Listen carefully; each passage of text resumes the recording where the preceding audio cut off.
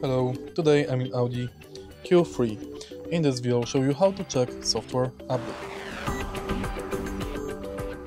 To check for software update, take a look at the screen display. Now go to Home, Settings and System Maintenance. Find software update. Please insert media source for updating, searching in the following sources: SD and USB connection. In order to update software, firstly go to the Audi website and search for your car. You can do it via trim or model number.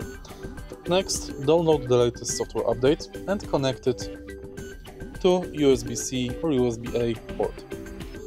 Once it's connected, select Search for Updates and it's done. If you found this video helpful, please leave like, comment and subscribe.